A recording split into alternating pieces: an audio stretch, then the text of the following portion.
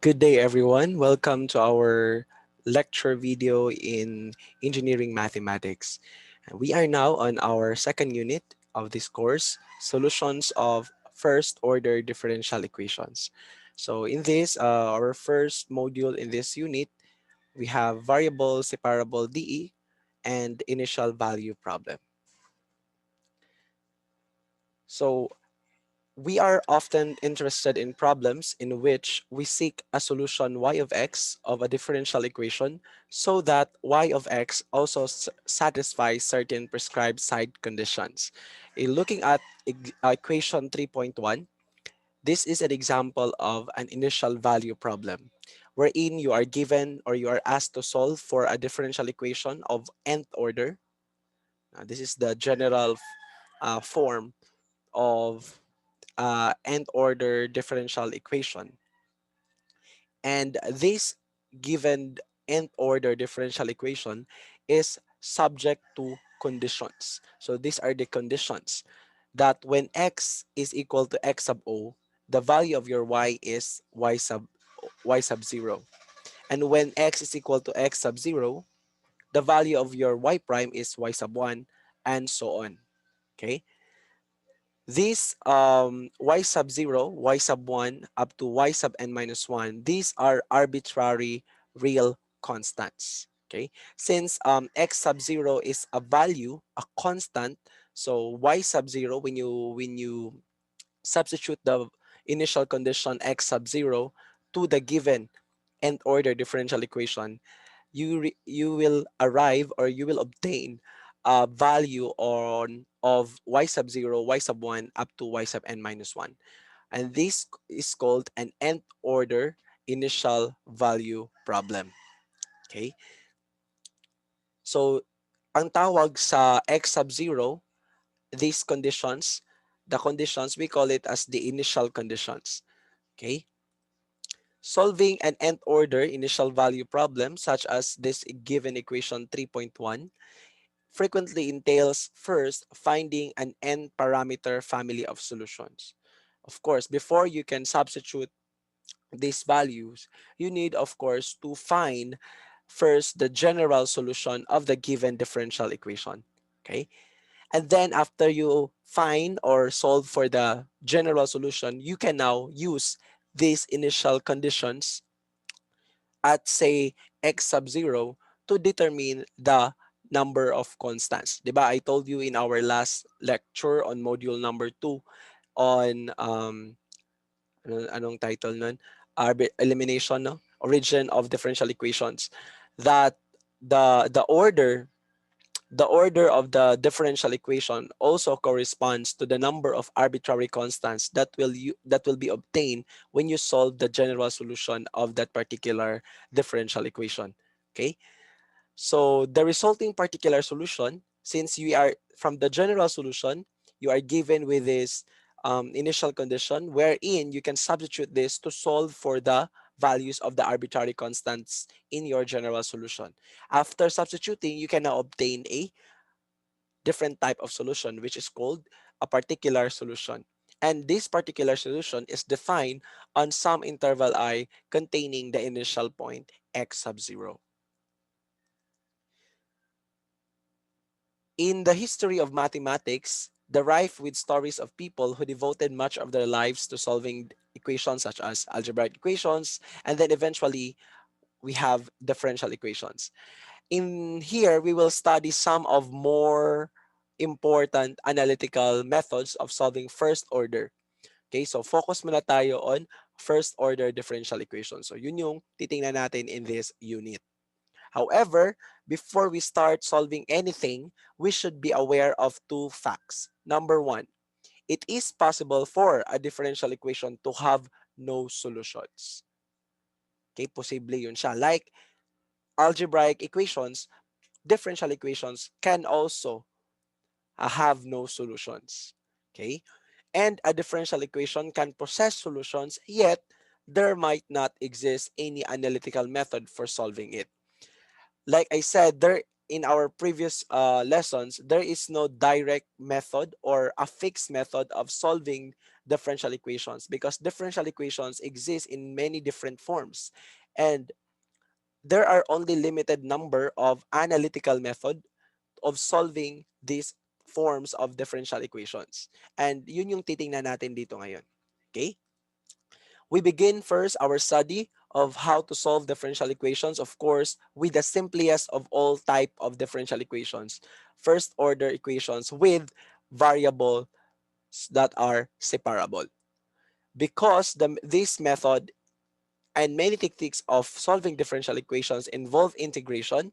'Di ba? I already give you a review points kung ano yung mga points na dapat yung i-review in your calculus, yung mga differentiation, integration, and basic laws in logarithm, exponential laws, and basic trigonometric identities. So, since as I have said, from the very beginning up to the last topics that we will be discussing in this course, we will be doing integration and differentiation always. Okay. And so you have to refresh again your memory on the important formulas and techniques such as integration by parts and many other techniques of integration, and also the properties of differentiation, right? Yung mga rules like product rule, chain rule, and many others. So these are our learning outcomes in this module number 3. At the end of this module, you must be able to inspect variable separability of a differential equation. So first, we inspect kung pwede bang ma-separate yung variables. Second, we can now solve variable separable differential equations after this module. Expected yun siya sa inyo. And then, we can also evaluate constants in solutions of differential equations using initial values. We will apply initial value problem here. I-introduce na natin siya agad. And then we should be able to explain existence and uniqueness of solutions of differential equations. So let us first look at the geometric interpretation of initial value problems. If you recall in your calculus, ano yung geometric significance ng first derivative? What is the geometric significance ng first derivative? dy over dx. Ano? Slope. Very good. The geometric significance is slope. Okay, you can find the slope of a certain curve or equation in the Cartesian coordinate plane if you take the first derivative and then you solve dy over dx. That is now the slope equation, right? Diba yun yung natutunan natin in our calculus. Another important geometric significance of three-point equation 3.0 or the first order derivative or first order differential equation is when you solve for dy over dx and then equate the whole equation with 0, you can get the critical values, right? I believe you had discussed in your calculus yung maxima and minima problems. So first derivative yun siya. You equate the equation, you equate the first derivative to 0 and then solve for the maximum and minimum values or the critical values. Yun yung isang application ng first order differential equations. How about second order differential equations? Ano yung makuha mo dyan, the curve? Um, Let me illustrate no to para lang ma-review kayo. Color, what's the color? Um, okay, I'll draw a Cartesian plane. Okay, yan. And then say you have this curve. I'll use blue curve, color blue. Yan.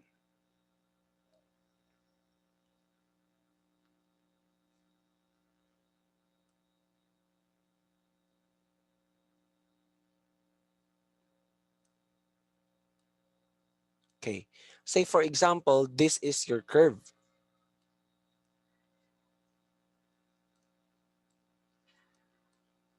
Okay. If you are given with x sub 0, Say your x sub 0 is here. Say this is your x sub 0. Or so dito na lang. Kunyari, this one. Undo. Okay. Say this is your x sub 0, this point. This is your x sub 0. And of course, you have y sub 0.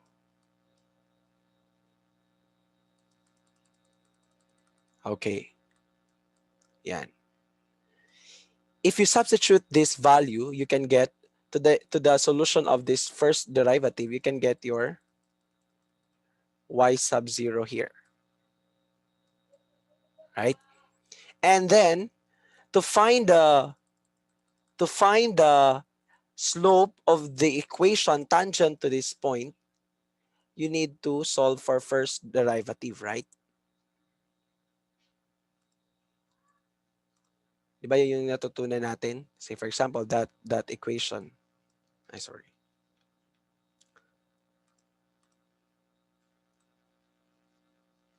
Yan.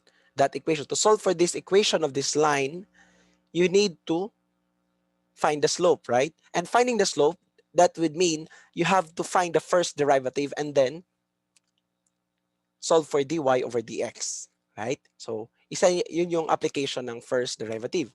How about second derivative? Ano yung geometric significance niya?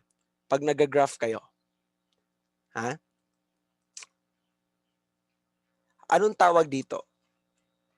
For example, this point. When you solve for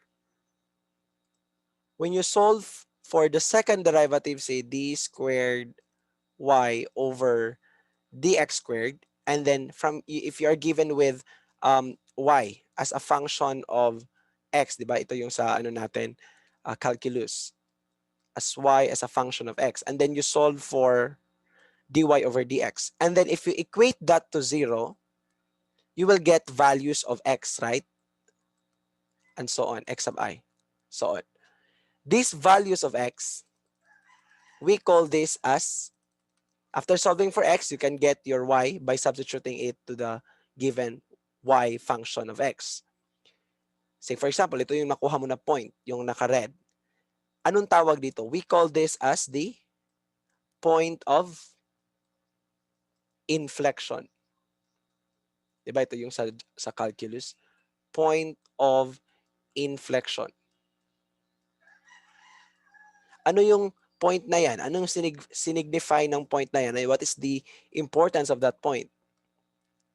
This is the point where your curve changes its concavity. Di ba? Pag mag-graph kayo in your analytic geometry and calculus subject, you get the maxima, you get the point of inflection. So this point of inflection, this is where your concavity changes. Di ba? From concave downward, naging concave upward siya. Right? So that is the geometric significance for first order and second order derivatives. Okay, moving on.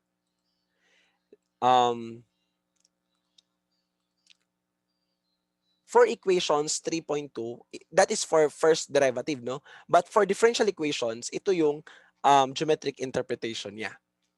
Okay. For equation 3.2, yung first order, we are seeking a solution of y of x. Diba? Ito yung hanapin natin, yung y of x.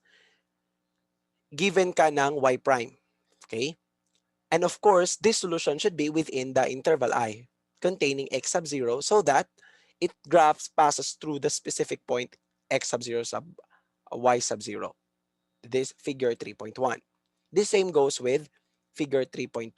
This is for second order initial value problem. But take note,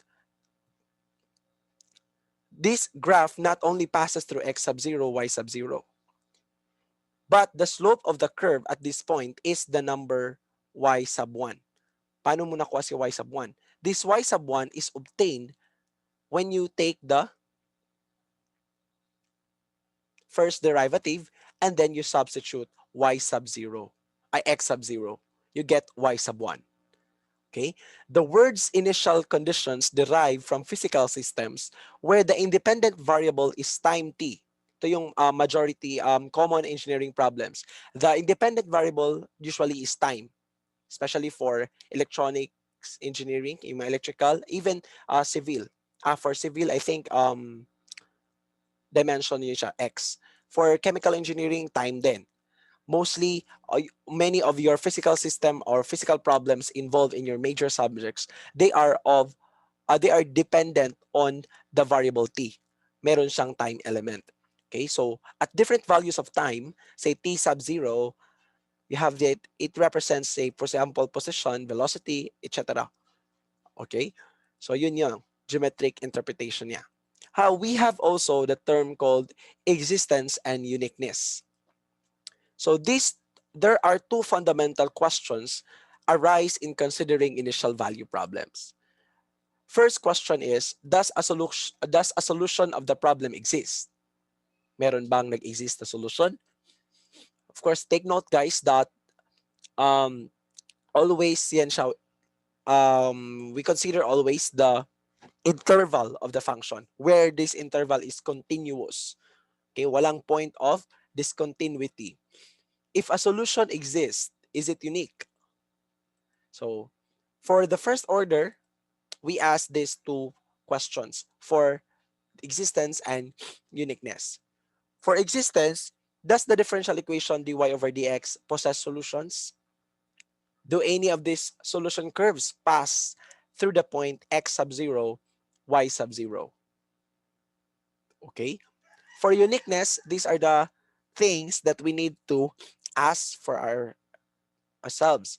When can we be certain that there is precisely one solution curve passing through the point x sub 0, y sub 0? So, ito yung titingnan natin na properties on initial value problems. From here, meron tayong theorem on existence of a unique solution. According to the theorem, let R be a rectangular region in the xy plane, this region, yung naka-shade na light blue, defined by these intervals. X, we have A to B, and then sa Y, we have C to D. That contains, of course, your point initial values, X sub 0, Y sub 0, in the interior, inside of this rectangular region. If, say, for example, you have a function f, both a function of variables x and y, and then taking since this is a function of two variables, taking the partial of f with respect to y, and we assume that this f and this partial of f with respect to y are continuous on R. Nakakaintindi ba tayo ng continuity in mathematics? Paano ba when can we say that the function is continuous? Alam niyo ba 'yun? Okay. To review, ganito 'yun siya. Say, kunyari, I'll choose clear all drawings. Black. Kunyari, this is your XY coordinate plane, Cartesian plane. Yan. And then, meron kang, sorry. Kunyari, ito yan. Yan, then that one. This is your Y, and then that is we have here your abscissa. Okay. And then, kunyari, this is your function. I'll draw a curve. Kunyari, this is your function. Yan.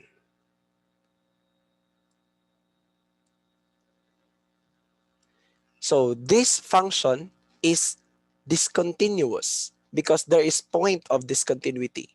The function is only defined between these intervals. Itong interval na to. Yan. Okay, this function is only defined between these intervals. Pagdating dito, at this point, ito, discontinuous na siya. Okay, that is discontinuity in functions. Okay? And going back to our theorem, sabi niya dito that this function f of x sub y and partial of f with respect to y are continuous on R. And then there exists some interval I sub 0 such that it is given by this interval, okay, containing AB, okay, open interval, close interval, and a unique function y of x defined on I sub 0 that is a solution of the initial value problem 3.2 for first order. Okay? So yun yung theorem on existence of a solution. Moving on to our first type of first order differential equation is yung tinatawag nating variable separable equations. So consider first this equation 3.4. We have m dx plus n dy equals 0, where your m and n here are functions, can be both a function of the variables x and y, meaning m is a function of x and y, n is also a function of x and y. Okay, this is a general form of a first order differential equation. Now, to simplify, let us assume that our m is only a function of x, and we denote that here as a of x. And then our n is only a function of y, and we denote that as p of y, b of y. So we have now equation number 3.5. We have a of x dx plus by, b of y, dy equals 0. And from here, the variables now can be separated. Right? Bakit mo nasabi, sir, na pwedeng ma-separate yung variables? Okay. Let me put it this way. We have here a of x, okay? So you can transpose, okay, I'll just put an arrow here. You can transpose a of x, so you have b of y on the left side, sorry, dy equals negative a of x dx. So the variables now are separated, right? And then you can now integrate both sides of the equation. And you can now solve y as a function of x. So we call this type of differential equation as variable separable equations because the variables can be separated. Okay? Now, then a solution can be written at once, for it is only a matter of finding f, whose total differential is the left number. Then, f equals c, where c is an arbitrary constant, is the desired result. Okay? Yung final answer natin is y equals f of x plus c. Di ba? Pag mag-integrate ka.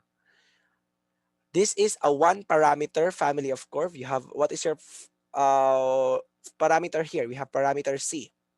Usually given implicitly. Diba? Paano yung implicit and explicit? So I hope di na kayo ma-confuse on implicit and explicits.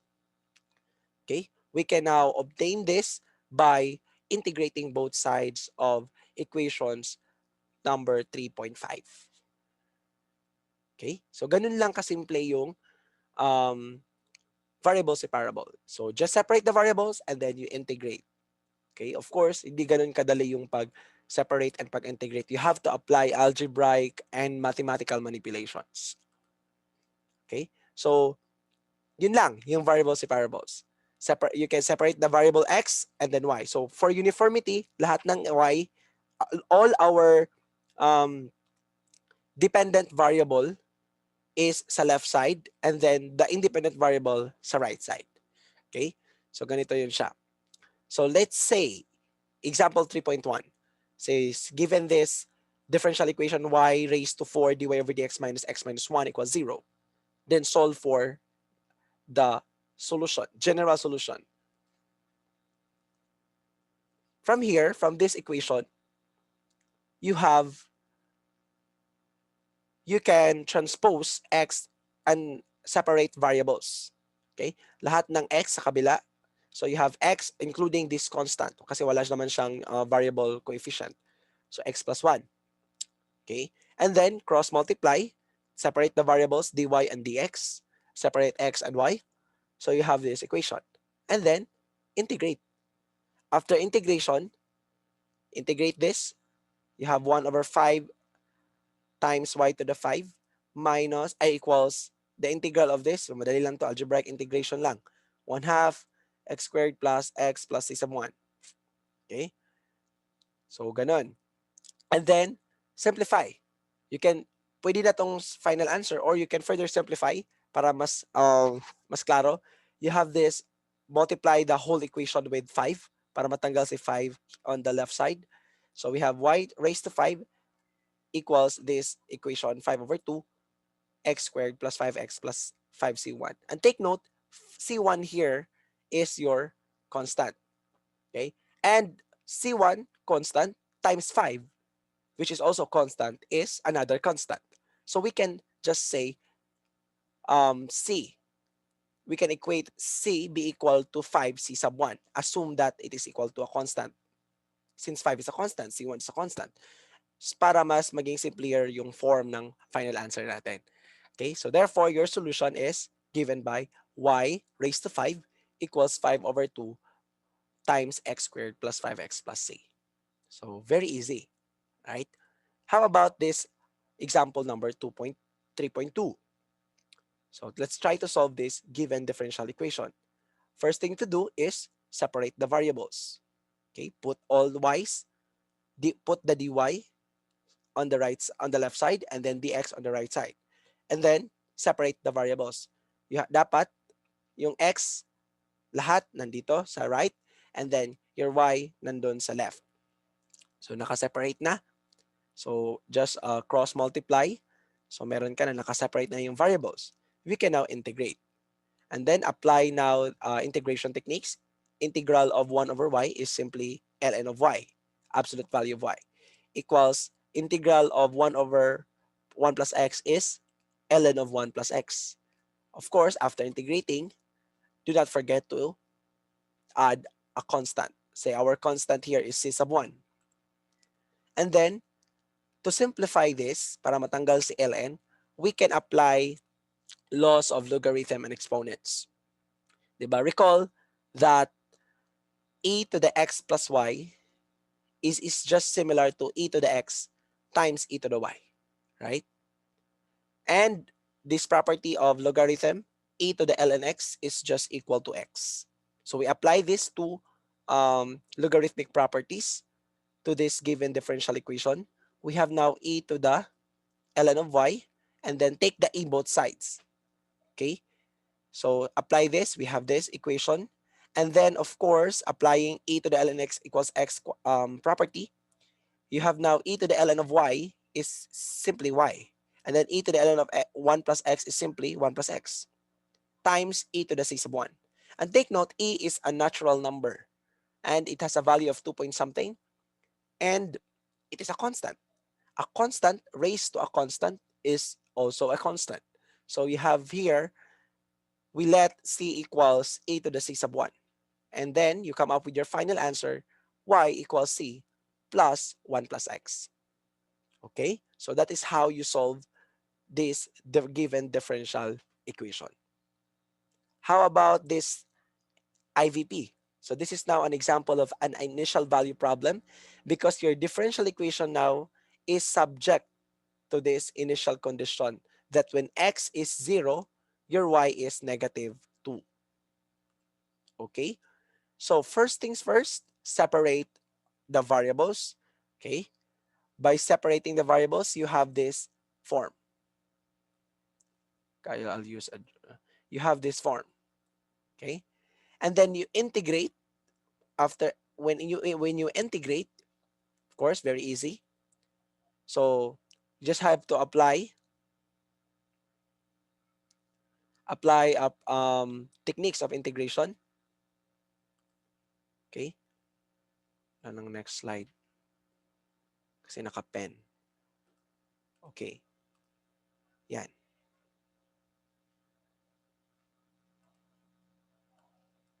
Ay, sorry.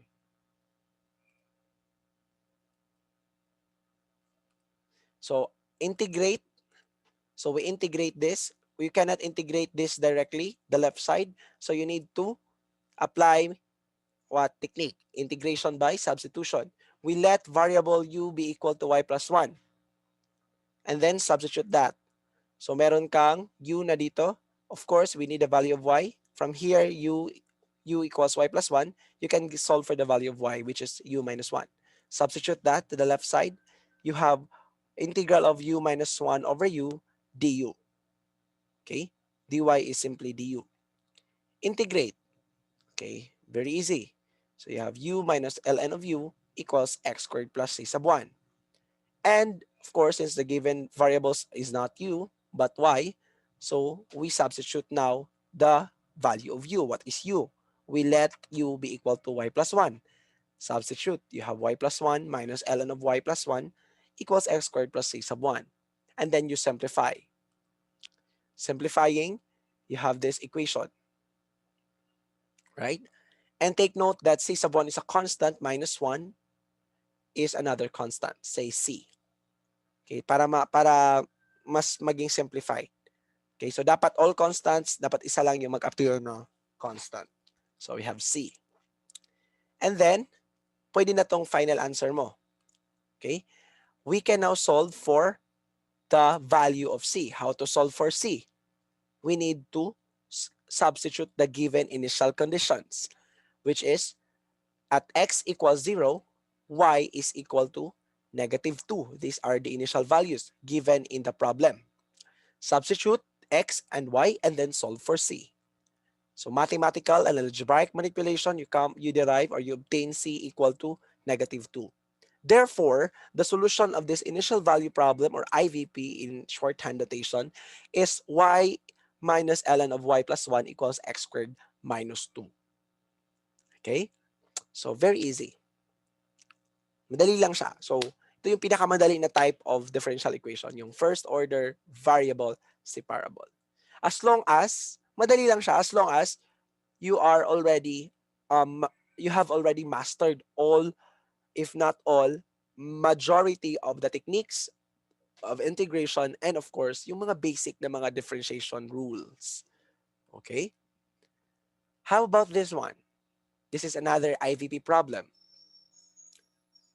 Okay, we have e to the y minus y times cosine x times the first derivative of y with respect to x equals e to the y sine 2x subject to the condition that when x is 0, y equals 0. So first, ang gagawin, separate the variables. So yan, nakaseparate na yung variables natin in this here. Nakaseparate na, no? And of course, we can apply trigonometric identity. Take note of this double angle formula. That sine 2x is equal to 2 sine cos x. Substitute that here, mag-cancel si cosine x, right? And you have this equation. Okay, take note that e to the 2y divided by e to the y is, ano ba yun? Loss of exponent, quotient. So subtract 2y minus y, you have y. Minus, of course, you cannot add or you cannot take the quotient. So if kung ilalagay natin yung e to the y dito sa numerator, magiging e to the negative y. Okay? So you have now these two functions that you need to integrate. So integrate, apply integration. Yan. So these are two, we can, linearity of integral, di ba? Integrals are linear. Integral of x plus 1 is just equal to integral of x plus integral of 1. Di ba? Yung linearity. So distribute the integral sign since it is linear. And then apply. So this is for asterisk. Okay, for asterisk to, no? For this equation lang to. For this equation. For this, the left side of the equation. So integrate. So you can apply integration by parts on this term. Okay, applying integration by parts, recall this is your formula. So we let u be equal to y. You have du equals dy. And then we let dv be equal to e to the negative y. We have v is equal to negative e to the negative y. Plug in to that, we have this equation. And then integrate. Please take note and be careful of the negative signs. Huh? Since this is negative, do not forget to write this bracket or a parenthesis, since this is preceded with a negative sign. Okay, careful. Okay, and then simplify first what is inside your bracket. After simplification, you get this, and then tsaka mo siya i-distribute si negative. Negative times negative, you have positive, and then negative times negative, you have positive. So this is the answer for this term, for the asterisk side. Okay, how about on the left side? So on the left side of the equation, we have here, let me clear all my drawings. Okay, so on the left side, madali lang.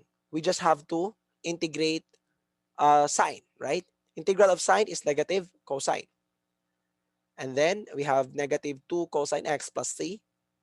Solving for c, since we are given, this is now your final answer. This is now your general, this one. This is now your general solution. Okay, but hindi ito yung final answer mo because the problem is an IVP problem. You're given with this condition. So dapat particular solution yung sagot, not general. So we need to find the value of c. How to find the value of c? Use the values, initial values given. At x equals 0, y is 0, substitute, simplify, we get c equals 4. So therefore, the final answer would be e to the y plus y, e raised to negative y plus e to the negative y equals negative 2 cosine x plus 4. That is now your, this is now your final answer. Okay, so again, you need to follow the method of solution that I presented. Okay? So, like what I am doing, dapat sa solution nyo rin, parang medyo, parang nag-uusap din kayo ng reader. Di ba? Say integration by, maglalagay kayo ng mga label. Integration by parts, yung mga ganyan. So, dapat complete solution. Bawal ang shortcut. Okay? I do it step by step. So, you have to do it step by step also. Okay? I hope that is clear. Let's have this another example. Napakaraming examples ang ibibigay ko sa inyo para meron kayong basis, no? Different types of equations na pwedeng ma-encounter ninyo. So consider this equation. So our dependent variable now here is, of course, yung nasa ibabaw, u. And then y is our independent variable. Balik. First things first, separate the variables. So yan, transpose this term to the left side, you have this negative, and then separate the variables. We have this equation. Okay? And now, we integrate. Okay? Since naka-separate na, di ba? Lahat ng u nasa left, lahat ng y nasa right. We can now integrate these sides. But we cannot integrate this directly. We need to apply techniques of integration. What technique? You need to apply methods of partial decomposition or partial fractions. Okay? So, this asterisk, integrate natin to. Of course, ano yung tunuro sa atin? You can partially decompose this fraction as a constant a over u plus b over u plus 1. Basta linear. Okay? What if, ano nga yung, recall lang, let's just have a review. Kunyari, meron kang 1 over, say, pag u plus, what if pag u plus 1 squared? Anong mangyari pag quadratic? For linear, ito yan. For quadratic, what if lang? Meron squared. So, ang ano mo dito, partial decompose mo dito is a over u plus 1. Repeat. Plus b over u plus 1 squared. U plus c. Diba? Yung sa numerator. Since this is quadratic.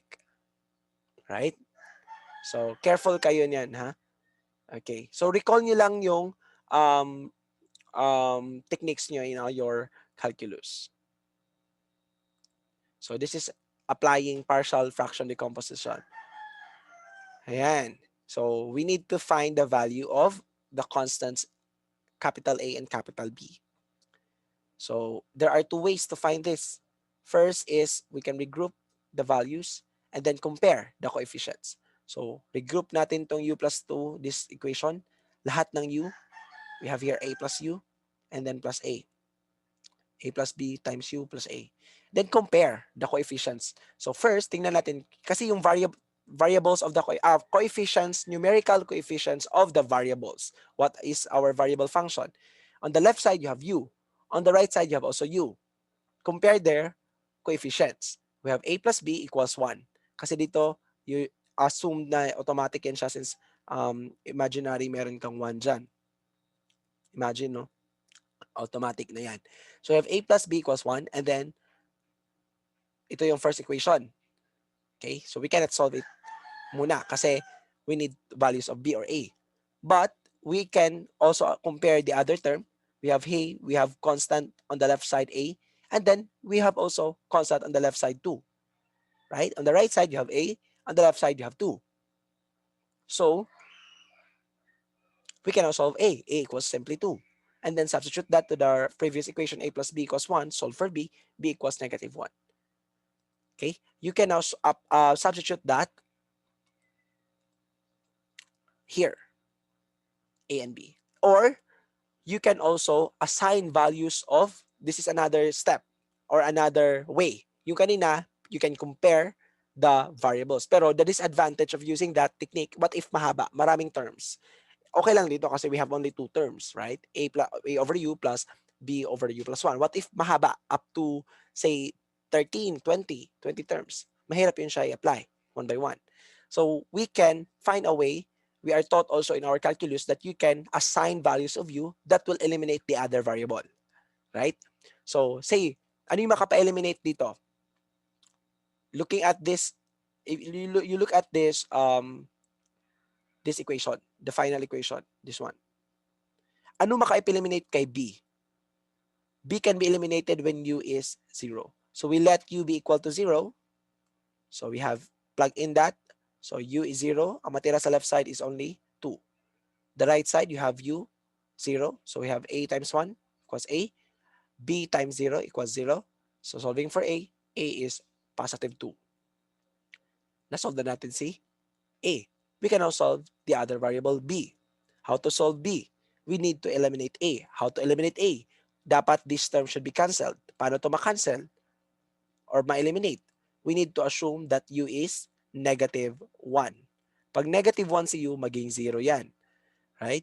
So as substitute or plug in the value of u na inassume, which is negative 1. So negative 1 plus 2 equals a times 0 plus b times negative 1. Solving for b, we have b equals negative 1. So same yung nakuha natin kanina. Right? So we have 2 ways to find the constants a and b in applying partial fraction decomposition. Now, going back to our original problem, na-solve na natin si a and b, we can now rewrite this equation as this one, as this, where your a is 2 and then your b is negative 1. Then you can now integrate since this is linear, so we can distribute the integral sign, integrate this term and then this term. So you have this integral of 2 over u, 2 ln u. Integral of this term, you have this. And then integrate, you have this. And of course, do not forget to write plus constant, c sub 1. Or depende sa inyo, you can use any other variable. So para uniform tayo, just use c. Nagamit ako ng c sub 1 since later, you'll find out that you can also eliminate c sub 1 by substituting another constant c. So apply laws of logarithms. Ano, recall. These are the laws that you need to recall.